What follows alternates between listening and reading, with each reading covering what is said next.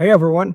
Today I want to discuss my very first ever published article in a peer-reviewed academic journal. It was titled Antebellum Palingenetic Ultranationalism: The Case for Including the United States in Comparative Fascist Studies.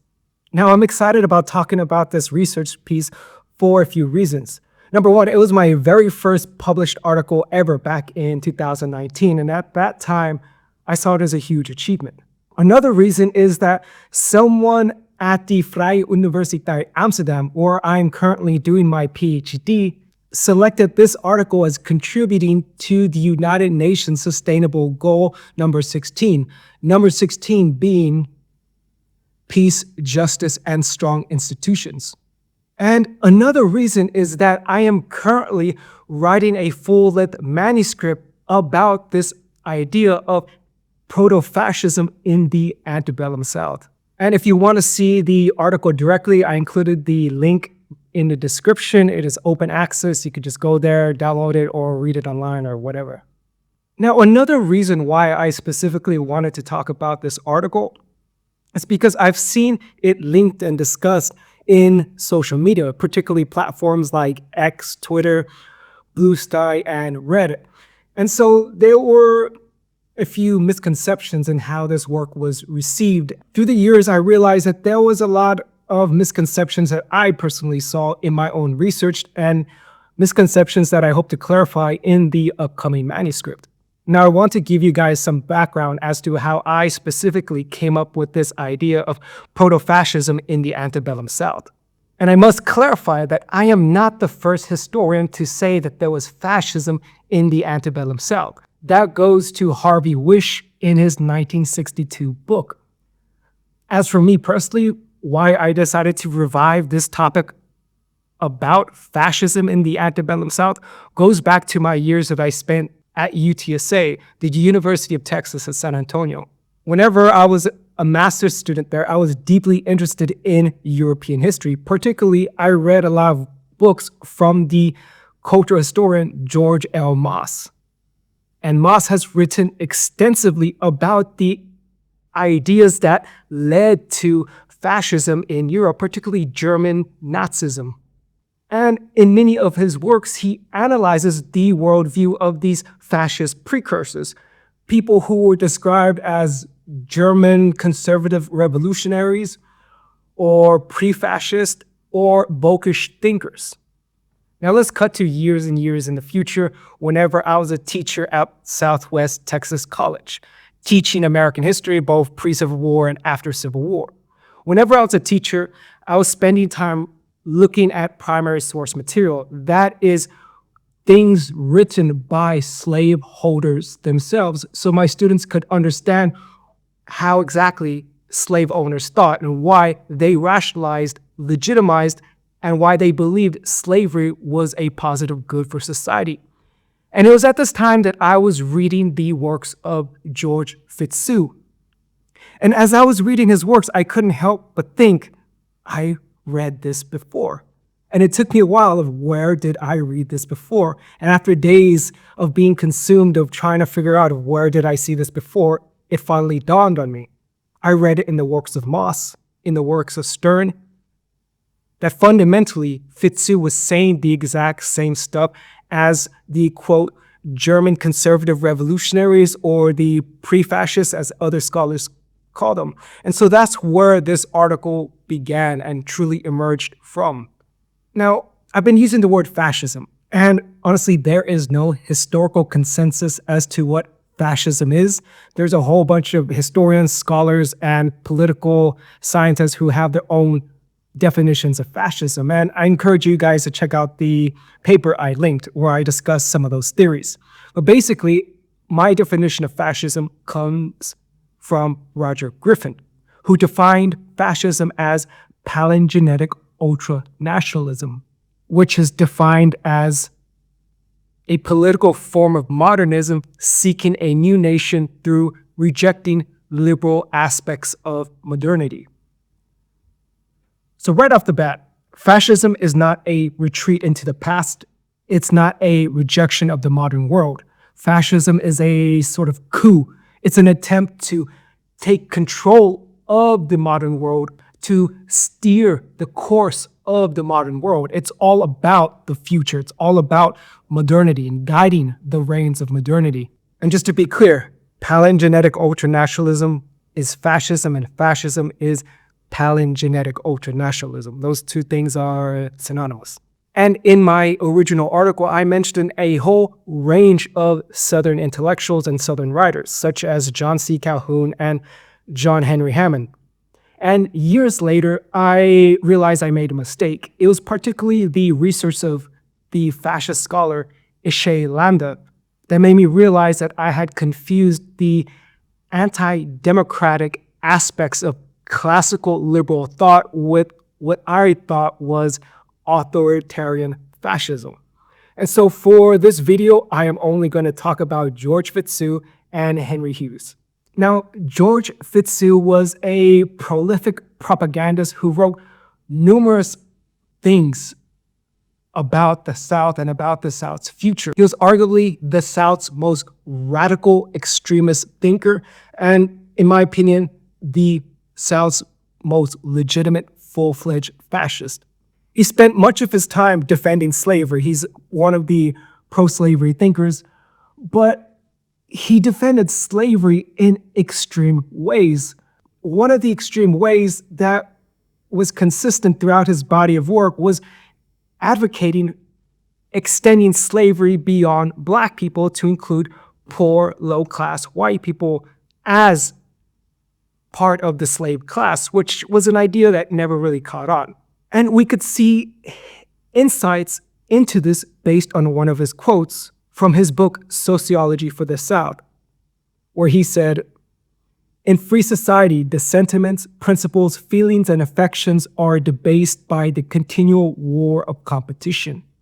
The rich have their temptations. 2. Capitalism gives them the power to oppress.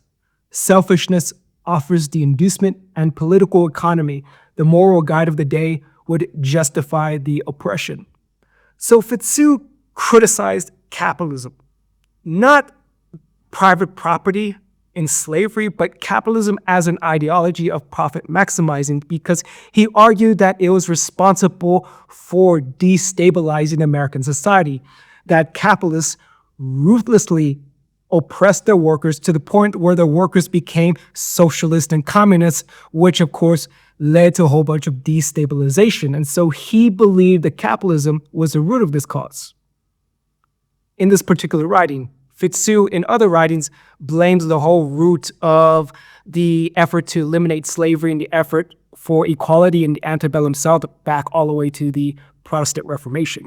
In another piece of writing, Fitzhugh himself wrote, quote, "Western European society, which has been engaged in continual revolution for 20 years, has satisfied us that free society everywhere begets isms, and that isms soon beget bloody revolutions." Now, in the worldview of Fitzhugh, the isms was abolitionism, women's rights, anti-slavery, capitalism, and all that sort of stuff. In fact, the proto-fascist intellectuals of the South basically used isms as a way to basically attack anything they did not like. It was essentially the 19th century equivalent of using woke to basically criticize anything and everything that certain people do not like. And here's where the comparisons begin. Wokish intellectuals such as Heinrich Riehl, totally butchering the German name, but in his Land and Leute, or Land and People, you did have this similar narrative that liberal institutions, liberal ideas led to the decline of society. And he basically said the era before liberal institutions was better, saying, quote, "The Germanic idea of community ownership, of the market cooperatives, of the joint guarantee of the communities has never awakened modern-day communism." Basically, getting at the same gist of Fitzhugh, that capitalism was destabilizing. That is, the arrival of modernity on German soil destroyed the perfect mythological harmony of pre-modern German society. And it's important to note that when I say modernity, I define it specifically as the removal of traditions. And so, right off the bat, modernity is a completely subjective phrase based on who we are talking about.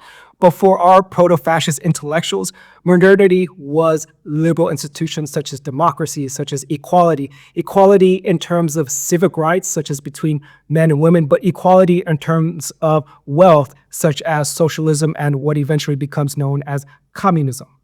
And for German writers such as Rio and Paul de la Garde, modernity was creating universal ideas that they thought were false, ideas that they believed destroyed the unique traditions, the unique distinctions of the German people.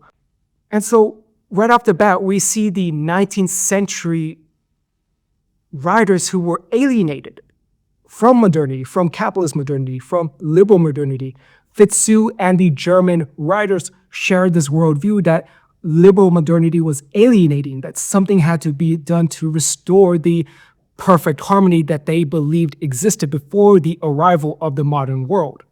And for both pre-fascist intellectuals, they retreated into older institutions of nobility and patriarchy. For example, Fitzhugh prized the idea of an aristocratic elite. He believed slavery was a continuation of medieval-style feudalism and medieval-style nobility, saying, quote, "Slavery educates, refines, and moralizes the masses by separating them from each other and bringing them into continual intercourse with masters of superior minds, information, and morality." Now, one of the things shared in common between the proto-fascists of the antebellum South and 19th century Germany was that they both believed that every individual had their unique station, their place in the social order.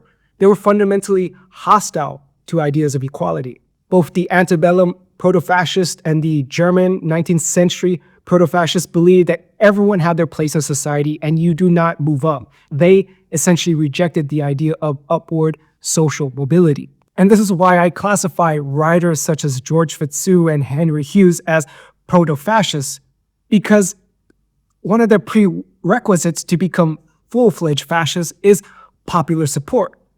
And one of the things that the antebellum proto-fascists failed to achieve was trying to get the Southern people to acquiesce to their own subjugation. And that was a hurdle that they were never able to successfully bridge. And one of the similarities shared between the 18th century antebellum and Germanic proto-fascists was this idea of collectivism in contrast to individual rights. Both the proto-fascists in these two countries rejected the idea of individual rights for the masses and promoted the idea of collectivism, that you have to have your freedoms limited for the greater good of society. For example, George Fitzhugh said, quote, "All human experience proves that society must be ruled not by mere abstractions, but by man of flesh and blood. To attain large industrial results, it must be vigorously and severely ruled." And Fitzhugh rejected the idea of liberalism and human rights. He rejected the American heritage of human rights. And when I say American heritage, I mean specifically the Southern heritage of human rights. It was the South as a cultural region which gave the United States, the North, its ideas of human rights, particularly if we look at Thomas Jefferson and George Mason. So whenever Fitzhugh rejected the American heritage of individual human rights, he was also rejecting his Southern heritage of individual human rights when he said things such as, quote, "We do not agree with the authors of the Declaration of Independence that governments derive their just powers from the consent of the governed. All governments must originate in force and be continued by force." And like I said, Fitzhugh prizes the idea of collectivism, saying, quote, "An isolated man is almost as helpless and ridiculous as a bee setting up for himself. Man is born a member of society and does not form society." And so this idea of the isolated man is a man imbued with individual human rights to do as he wishes, to act how he wishes. And the last saying, that he does not form society, is that ideas such as constitutions, as contracts, it's just rubbish. Man is born to obey his superiors, is essentially what Fitzhugh was saying. Fitzhugh underscores this point, saying, quote, nature, as in the case of bees and ants, has it already formed for him. He and society are congenital. He has no rights whatever, as opposed to the interests of society. And that society may very properly make any use of him that will redound to the public good. Whatever rights he has are subordinate to the good of the whole, and he has never ceded rights to it, for he was born its slave and had no rights to cede it. And that is the gist of Fitzhugh's attack on the idea of individual human rights. His attack on democratic society, a society formed by representation and consensus and deliberation. Fitzhugh essentially argued that societies are organic and natural outgrowths of other people, not things created by what he would call abstract, fake, artificial artifices of constitutions and laws. Saying, quote, society does not owe its sovereign power to the separate consent, volition, or agreement of its members. Like the hive, it, society, is as much the work of nature as the individuals who compose it. It makes each society a band of brothers, working for the common good. And German writers such as Lagarde and Real also prized aristocracy while attacking the idea of democracy and individual human rights. They fundamentally laid the foundation for 20th century German fascism with its ideas that inequality between races, between peoples, are rooted in nature, that people who are deemed inferior not by reasonable judgment, but by nature itself. Now, one of the more interesting aspects that I see in antebellum proto-fascism is this idea of a third way. Now, this idea of third way is mostly used in a European fascist context. That is, fascism portrays itself as essentially a rejection of capitalism and socialism as essentially a middle ground or third option. And we could see parallels in the 19th century antebellum South, particularly with George Fitzhugh. Fitzhugh said, quote, a Southern farm is the beau ideal of communism. The master increases the provision for the family as the family increases in number and helplessness. It is a beautiful example of communism, where each one receives not according to his labor, but according to his wants. And so Fitzhugh portrayed slavery as essentially the upgraded version of communism. Now, Fitzhugh was not pro-communist. He was not pro-socialist. He thought socialism and communism was authoritarian. And so that's why he argued for slavery as a solution. Fitzhugh is essentially going to communists and socialists and being like, look, just accept slavery. It's the same thing as your tyrannical, overbearing government, except the slave master is better because he's closer to you. The government far away is further than you. So since communism, socialism, and slavery are all forms of tyranny, then you might as well accept slavery as the best form of tyranny. And although Fitzhugh was the South's most radical thinker, the sociologist Henry Hughes was, in my opinion, right up there with them. Henry Hughes also advocated for the enslavement of both Black people and poor white people on the same grounds as Fitzhugh. Henry Hughes also believed in a collectivist society that rejected individual human rights. In fact, Hughes believed that progress was the most important thing in society, that individuals are mere building blocks to a better order. He said, quote, existence and progress are ultimate rights. They are the final and supreme objects of social organization. They are its end and aim. All other rights are incidental. Henry Hughes is effectively saying progress comes first. Everything should be sacrificed for progress and the greater good. Now, antebellum proto-fascism never really went anywhere.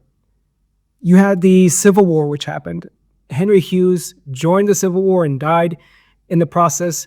George Fitzhugh continued to support the Civil War in its earlier days, and afterwards he wrote a few brief articles that were still, in my opinion, radical before he went full mainstream. So the proto-fascist project died with the defeat of the Confederacy. Now, this was a short summary of my research, and like I said in the beginning, I would not write the same article now in 2026 that I wrote back in 2018, 2019. I have learned so much new stuff since then, and I feel that a lot of my framing was flawed. I do still agree that there was proto-fascism in the antebellum South, that Fitzhugh and Henry Hughes are the closest thing to fascists in the United States in the 19th century. And I hope to fix these misconceptions in the manuscript I'm currently writing, in addition to deepening the analysis between 19th century European fascism and antebellum proto-fascism. Now, to return to the central question of this video, was the Confederate States of America fascist? And my answer is no. The Confederacy is what I would describe as a racist Herrenvolk plutocracy based on racist liberalism, that is, freedom and liberty for rich white slaveholding men and essentially authoritarianism for their black slaves. That's how I view the Confederate States of America. And I would only argue it is a select few individuals who I would nowadays call proto-fascist in the antebellum South. Now, as a historian who has published numerous pieces specifically about antebellum fascism in the United States, I'm sure many of you guys are wondering what I think about the current day United States here in March 2026. It is my opinion, and the opinion of other scholars of fascism, is that yes, nowadays you currently do see a fascist movement in the United States. That is my expert academic opinion about what's going on now. Is Donald Trump a fascist? In my opinion, no. If I'm being politically correct, I would say he lacks the visionary qualities and intellectual discipline to be a fascist. If I was just going to tell it how it is and exercise my American right to the freedom of speech to its full extent, what I would say would be classified as hate speech, so I'm just not even going to go there. In my opinion, Donald Trump is basically a generic third world type dictator. And American fascism appears to be the most lackluster, flaccid, and half-assed fascism I have ever seen. But I would consider Donald Trump to be either semi-fascist or para-fascist, which basically means he uses fascism as a tool, not necessarily as a reflection of his own belief system. And I do think that he is surrounded by fascists. Like, I legitimately would argue that Stephen Miller is a full-fledged legit fascist. And Donald Trump has the effect of making society more fascist by popularizing fascist. Now, like I said, I hope to continue to refine these ideas. I just gave you guys a little bit teaser, a snippet, a summary of my full article. If you're interested in delving into this topic deeper, I linked my article in the description below. Be sure to check it out. And keep in mind that I am currently refining those ideas in the manuscript I am currently working on, and I hope that that will be completed soon. I hope you enjoyed this video. If you guys liked it, stay tuned for other videos in this style. I'll see you guys later. Ciao.